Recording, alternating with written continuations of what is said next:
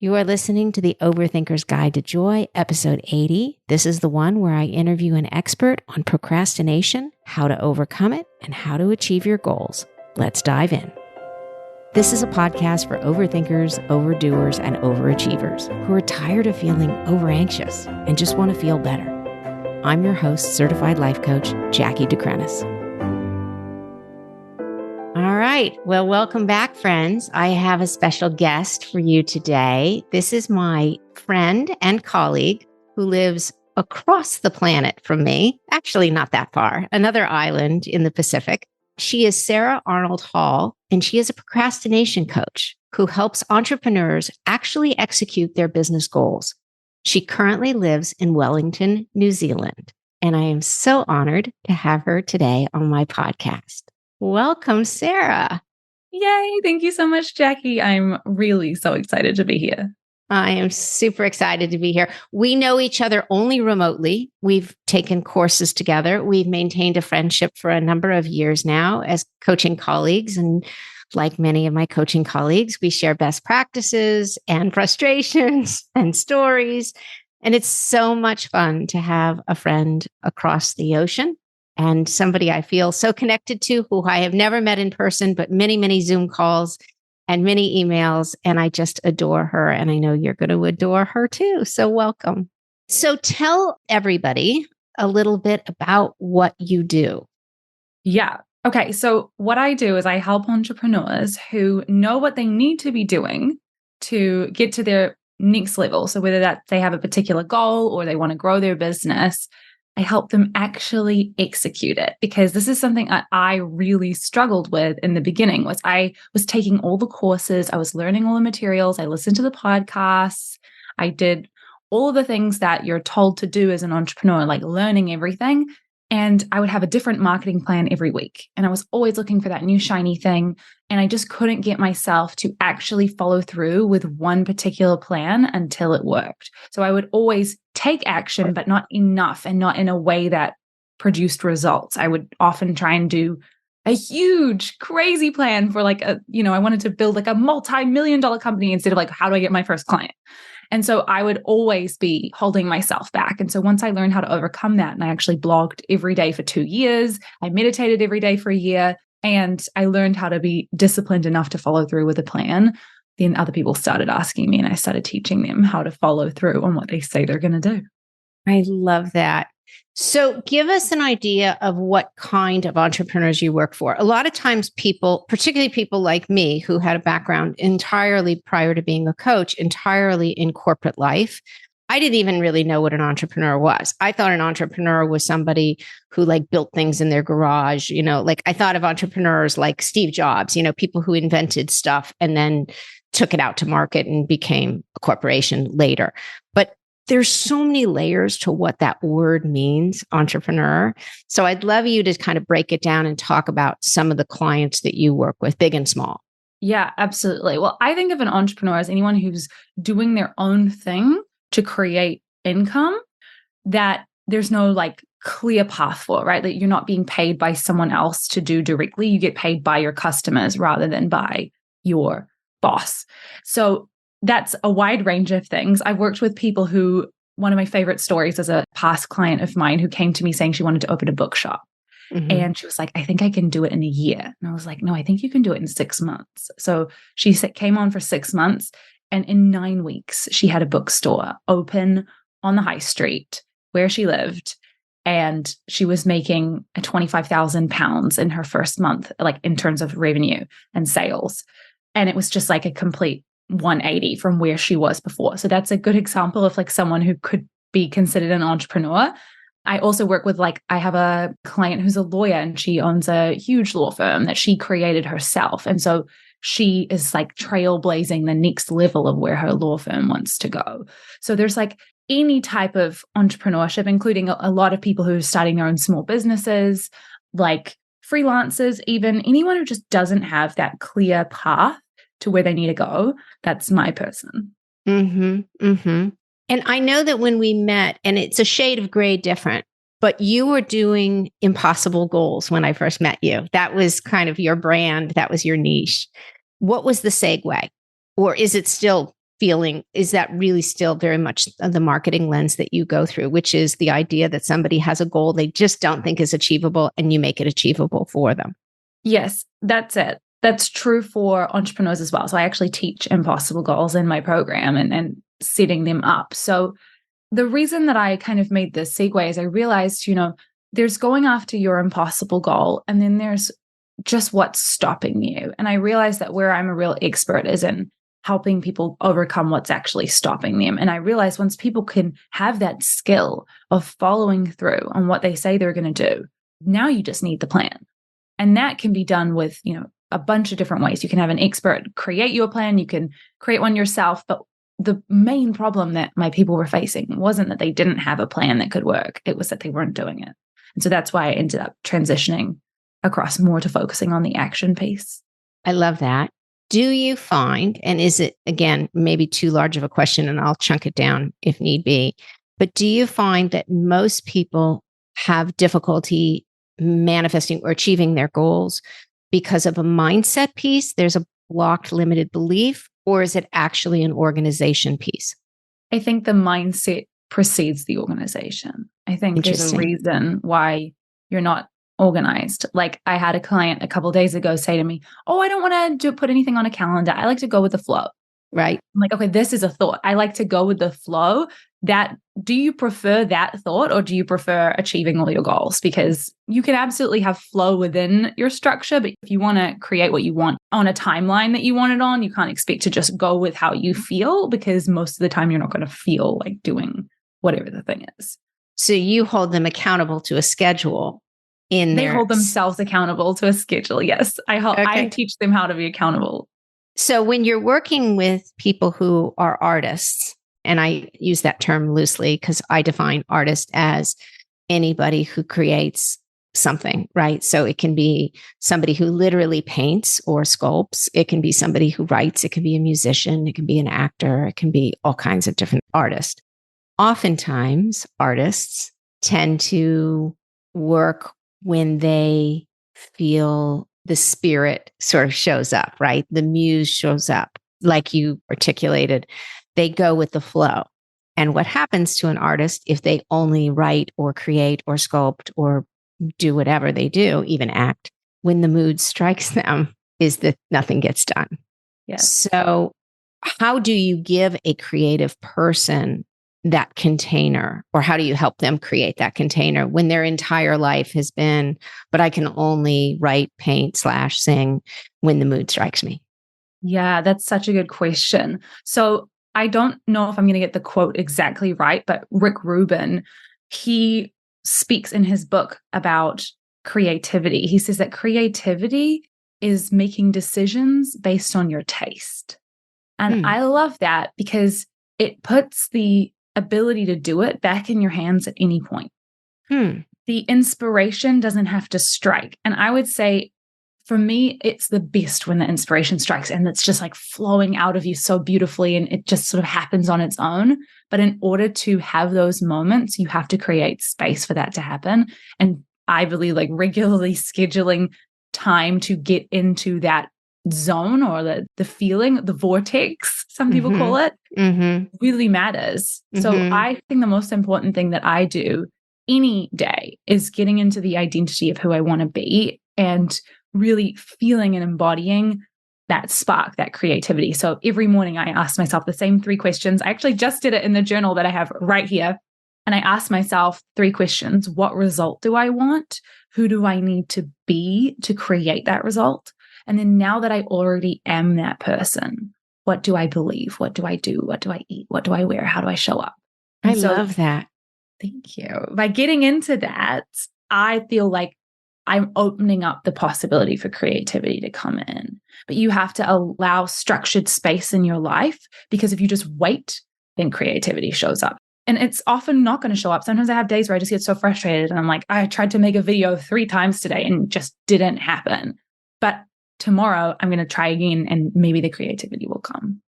So let me dial back to that. So the idea is that you schedule your client your ideal client, schedules the time in which they want to execute this thing that they want to do. So if it's a marketing piece or a creation piece, like in the case, I coach a lot of Hollywood writers. And so they obviously, at times, if they're not working on a show or on a particular movie deadline, when they're in what we call the spec phase, meaning they're writing for their next project, they're writing for the anticipation of getting their next gig or maybe selling something on spec, there's not a lot of motivation because there's no paycheck, there's no boss, there's no timeline. And weeks will go by. And sometimes I'll have writers who are like, I'm just stuck. They call it writer's block, but it's basically just stuck. And what we talk about a lot is scheduling time to sit down and write. And they're like, many will push back. It doesn't work like that. I can't just write from 10 to noon. And I said, well, but you can schedule that time that's all you're doing. Even if nothing comes out, you're sitting down writing. You're in agreement with that for your entrepreneurs.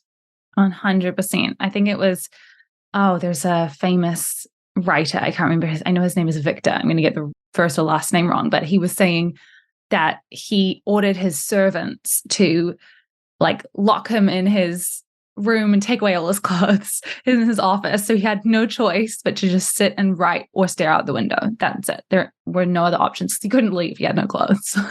That's amazing. Which I just kind of love. I think you have to create space for creativity. I think creativity is waiting all the time, but we don't give it the opportunity because you're busy doing the dishes or doing something else or watching TV. But if you sat down, you're like, all right, come now, creativity. Like it's not always going to come the way you want it to, but you can create a lot more of it if you deliberately give yourself the space. Mm-hmm. And how often do you find somebody comes back and says, well, I scheduled 2 hours every single day for my marketing plan, or I scheduled 2 hours to write my novel, or I scheduled 2 hours to write a song, and nothing happened? I've never heard anyone say it. And I don't think that's because creativity doesn't. I think people, if there's a challenge, it's that people then after the first day go, it didn't work the first day. I'm not even going to follow through the next, like I'm not even going to sit down the next day. I think if you sit down and you follow through on that for 5 days in a row, something's going to come. Yeah. It would be rare. I mean, if it was, we would just coach on it and we would figure out, okay, how can we look for other ways to get inspired? I personally find that sometimes I just have had a lack of inspiration recently. And so I'll listen to somebody's podcast and I'll be like, that is such a great concept. Like, how would that apply to like something totally different? Like maybe it's about cooking or something. Like, how does that apply to my people? And then I get all this spark of inspiration. But I think there's questions, right? You have to keep asking yourself, like, how does this apply? Where could this be applicable to my thing? How could I make something out of this other thing that I think is amazing? So we're like cross-pollinating all the time, but you have to ask yourself the questions in order to have the inspiration arrive. I totally agree. And I love the idea of hunting for inspiration. Now, not to the point where you're in a rabbit hole and you're on YouTube videos and then your day is gone because all you've done is watch, funny clips and hamsters doing push-ups or whatever.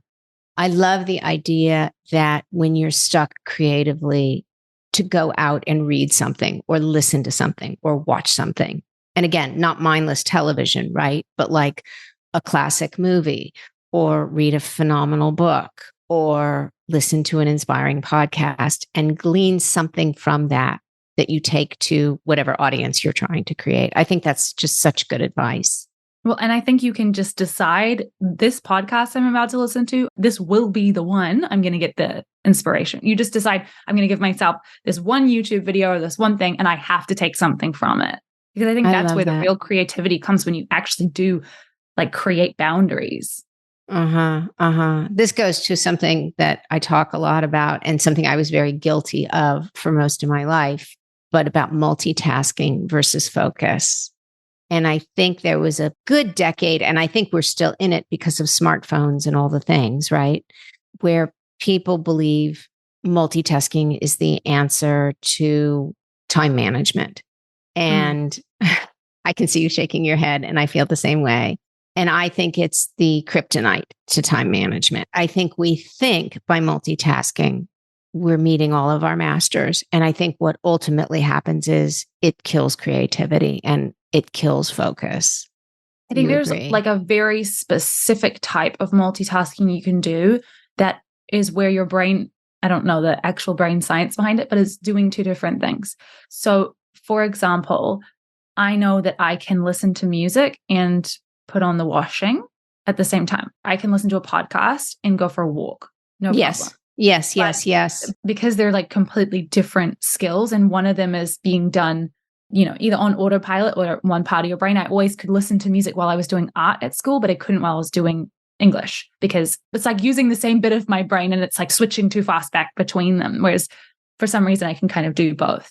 Yes. So I agree with that. Well, I talk a lot about that. Like when I'm writing my blog posts or I'm creating a podcast, I listen to classical music because that actually calms my brain down so that I can then focus on the task at hand. But I wouldn't be able to listen to pop music because there's lyrics and there's like a beat, and like it would, to your point, can't listen to music and learn English or study English. Mm-hmm. That doesn't work for my brain, but classical music does. In fact, it helps me kind of get in the zone when I need to focus. So that's sort of my trick.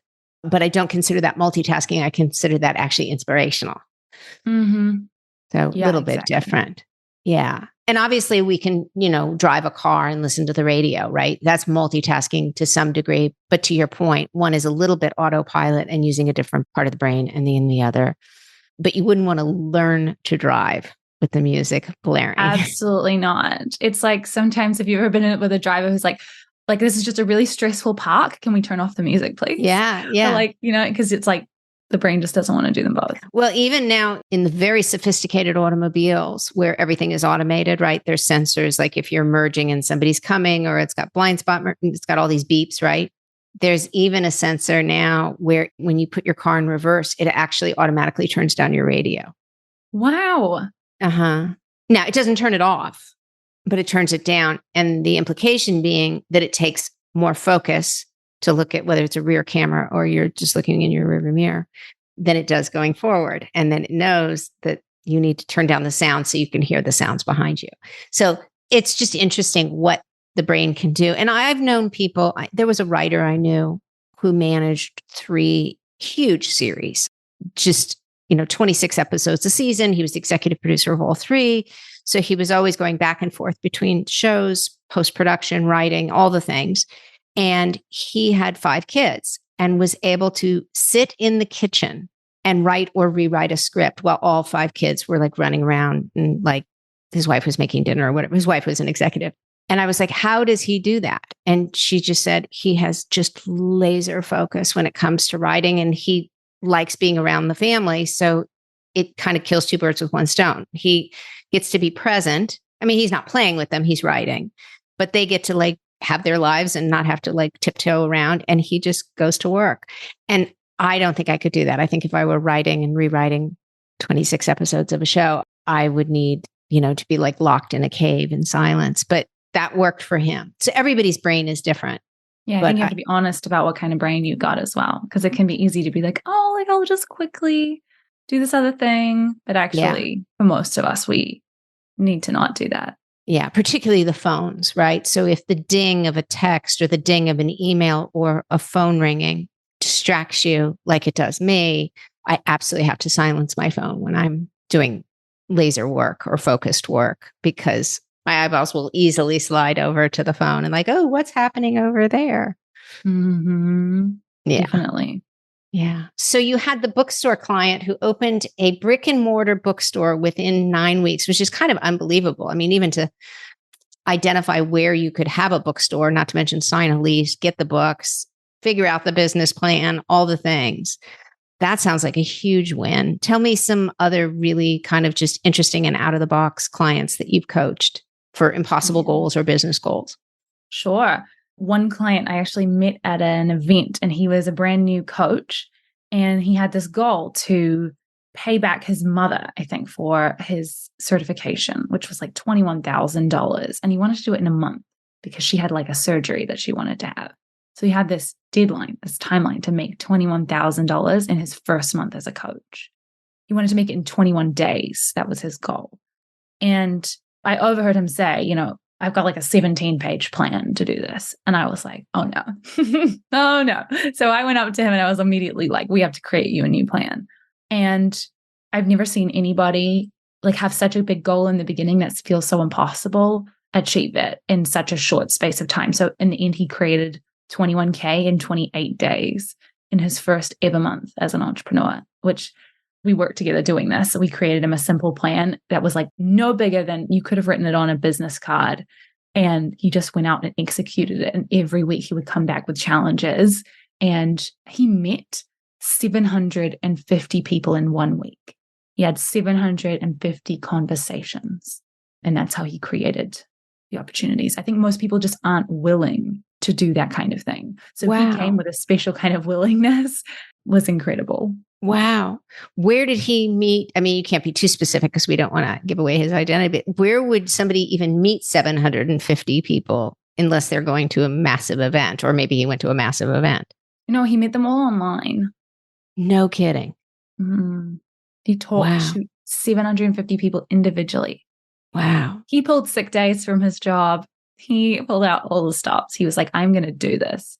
And it was incredible. And like, even like 21 days passed and he hadn't closed all of the people, right? Some of the people were still thinking about it. And he just decided to keep going. Like he didn't give up at that point. He wasn't there yet and he just kept going. And I think there's like this determination that I see with my clients. Like if you have that ambition and that determination, but you just have a block because it's so overwhelming, such a big goal, that's what I help my clients with, really unlocking that block to get them to take the action.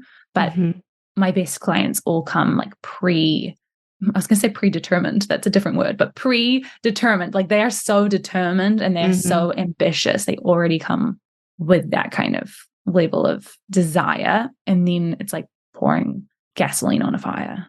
That's amazing.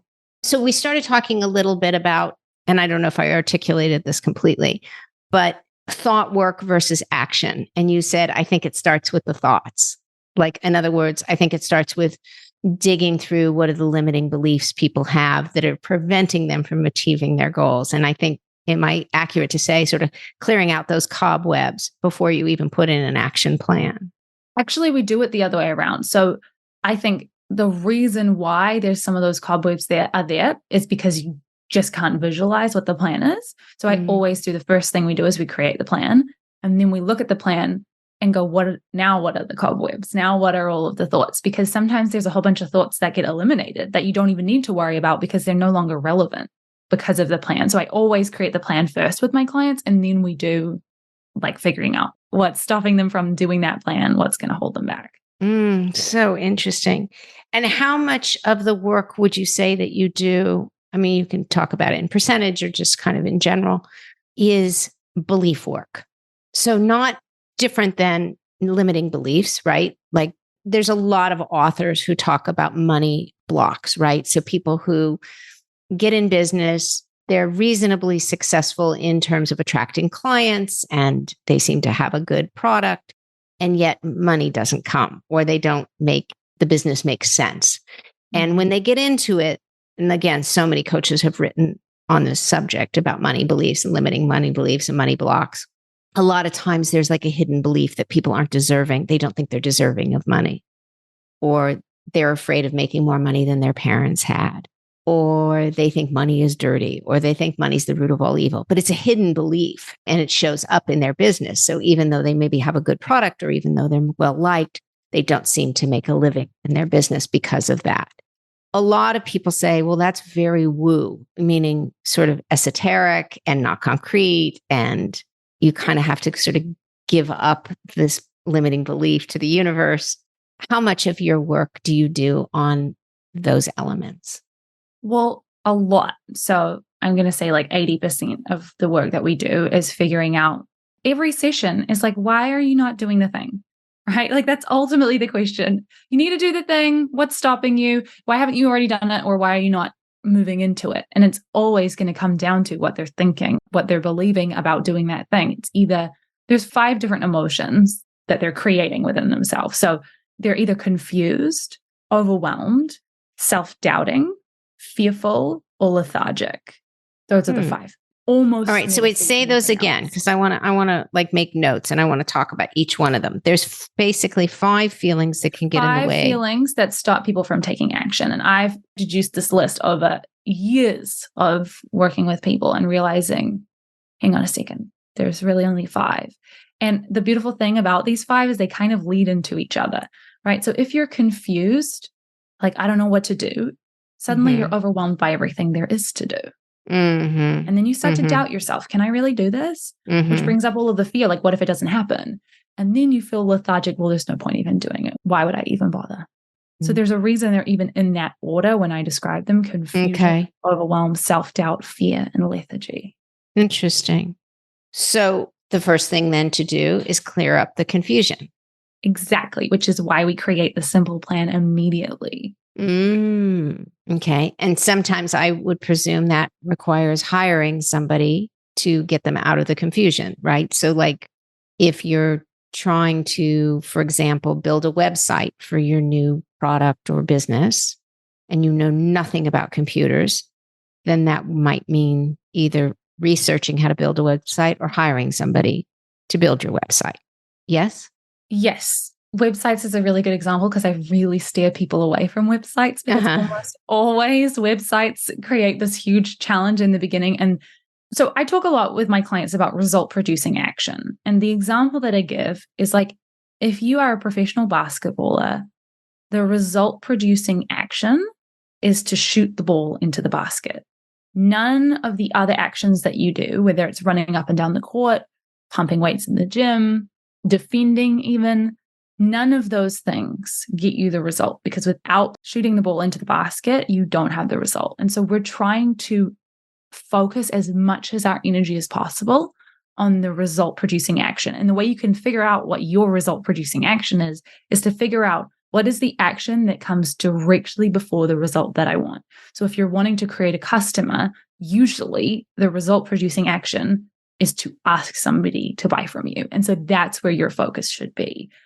It's possible that maybe you need to have a website because you're selling, say, e-commerce things. And so, yes, the thing before that would be there needs to be a payment platform, but it's suddenly a lot simpler than putting up this entire website. You need a sales page that people can click with a button, right? So we break it down really, really simply. Usually people don't have to hire out, but sometimes my clients do. They'll hire someone to help them with a website or a freelancer to help them with something specific. If that's the confusion. Right. Yeah. So then the overwhelm starts to dissipate once we identify, or you identify, the confusion piece. We've got a simple plan we're looking at. We're like, almost always my clients go, oh, is that all? Like, I thought this was going to be really tricky. But once we've just really eliminated all the fluff and we're just looking at what are the result producing actions, where there's very few things. Almost always my clients have less than 5 things that they actually need to do. And so that removes the overwhelm. Then when the overwhelm is gone, then the self-doubt starts to dissipate. Well, yes. And if it hasn't, then we've got some clear ideas of like, where is the self-doubt in these steps? We've got 5 things here that you need to do. Like, where's the self-doubt showing up? And we can very clearly start to work on it, because we're not just working on, I'm not just doing like a whole session with a client on feeling worthy. Like, we're looking at the specific thing that's stopping them. Because I really think most people are always going to have a level of confusion, overwhelm, self-doubt, fear, and lethargy throughout everything they do. So we're not trying to solve self-worth forever. We're trying to solve it for this one action that you need to do to overcome that, so you can learn how to let go of the fear of what people will think. In that moment, you can do it again next time. Less than, trying to make someone feel, we're not going to heal all of their childhood wounds in one coaching session. Right. And then the lethargy dissipates once the fear is gone, or that's what your observation has been. It can. I think the lethargy is probably the sneakiest one, because after you've gotten rid of all of the other things that feel like legitimate excuses, like, well, I don't know what to do and I don't have enough time and, who am I to do this and all of these things, suddenly you're left with, I just really don't feel like doing it. Like, that's honestly, I just don't want to get up and do it. And so that one I think is actually the most challenging of the 5, because you really have to dig deep and get yourself to do stuff that you just honestly just don't feel like doing. You'd rather be doing something else, or it's just such a challenge. And do you see people giving up on their goals when they let the lethargy win? Yes, that's the one that affects people the most. Mm-hmm. So I'd love to, and tell me if it's a natural segue for your people, because it certainly is for mine, which is because I deal with so many creative people, a lot of perfectionism in my clientele. And perfectionism, which can be lovely in small doses because it can make you work and strive for being the best at something or being really, really skilled in some way. And that's really important to stand out in a creative field. But when perfectionism becomes debilitating, because as you know, perfectionism often becomes a spiral of not finishing because so many people think it'll never be good enough. So they either never get started or they never finish it, one or the other. Do you see that also with entrepreneurs and business goals? Yes. And I would say the distinction that I make is that perfectionism is the action that comes from one of those 5 things. So if you're self-doubting, often that creates the act of you being a perfectionist with your work. But I think perfectionism itself is not like an emotion that you're having. The emotion is the self-doubt or the fear that's creating, or the confusion that creates the perfectionism. And so how do you coach out of that piece of this, what would be masquerading as perfectionism, but looking like self-doubt? Well, my favorite thing to look at is, especially with entrepreneurs, we're always doing this for someone else. There's always someone else involved. There's a customer or someone you're serving. And I'm always telling my clients, like, the analogy I imagine is like a battlefield of people. And there's all of these people who have just been injured. And you are a hospital. And you have to go out and tell people that you exist as a hospital. Some of those people are going to be like, a hospital? Oh my gosh, amazing. Take me there right now. Other people are going to be like, I don't know if a hospital is really going to work for me right now. Like, I'm bleeding, I've got my legs completely broken. Like, it's never going to work. And with those people, sometimes you can talk to them more and help them, convince them to come, and sometimes you can't. But there's a battlefield of people who don't know that you exist. And when it comes down to worrying about, having it look perfect or do something perfectly, you can spend time making the hospital walls, paint them a different color. You can make it all lovely and you can try and get the best doctors in the world. But ultimately, if you're not going out and telling people you exist, like, they are lying on the battlefield dying. It's a dramatic analogy in my head. Like, they're really struggling. They're in so much pain, and you're not telling them, hey, I exist. I'm here to help you with the problem. So I think that the imposter syndrome or the self-doubt that often sparks perfectionism comes from focusing on ourselves. And the moment that you take the focus off you and you put it onto someone else, if you saw someone who was hurting, you're not going to think, let me just quickly get like another qualification. You're just going to run over and help. And you might not be the most qualified person to help, but you're the first person on the scene. You're going to help until someone else can. That's so a you've great got to analogy. take the focus off you and start putting it on other people. And imposter syndrome, self-doubt, it just very quickly disappears when you realize that it's not about you and it is about helping. I love that.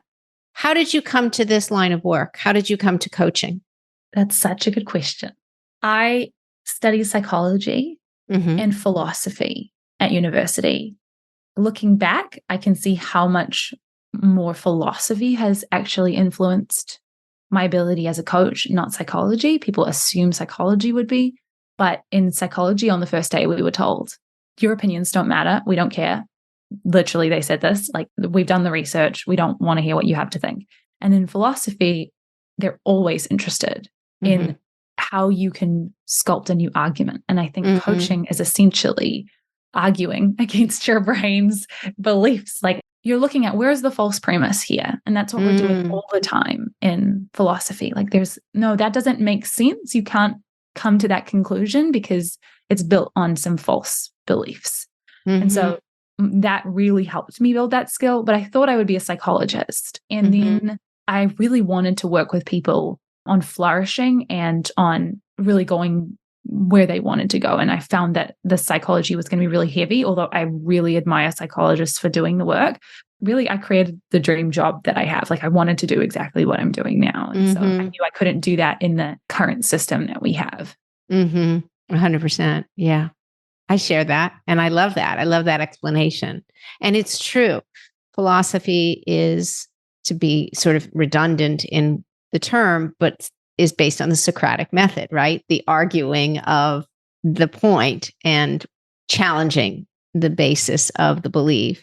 And psychology is prove it, run an experiment, run a double-blind experiment, make sure that it's quantifiable, and then you can make that declaration or that determination. I have a bachelor's degree in psychology as well, and I love psychology, but I think your analysis of marrying the two is so apropos for coaching, which is really bringing the best of psychology with the best of philosophy and creating this hybrid so that we can challenge the thoughts and not everything has to be quantifiable to be effective.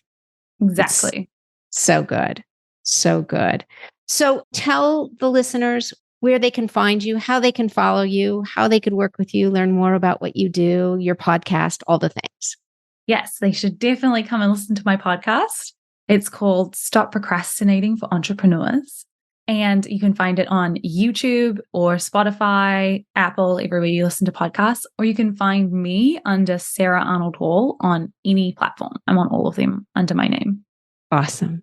Sarah, thank you so much for taking the time and telling us about what you do and how you came to do it and sharing your philosophies. And so good. And I always learn something when I talk to you. So I learned something again today. I loved it. And thank you. Thank you so much for having me. It's been so fun. I'll talk to you soon. All right. Bye. Thank you for listening to this episode of The Overthinker's Guide to Joy. If you're enjoying these episodes, please subscribe or follow this podcast so you can always be in the know when the next episode drops. If you would like to learn more about working with me as a coach, you can connect with me through my website at jackiedecrenis.com. That's JACKIEDECRINIS.com.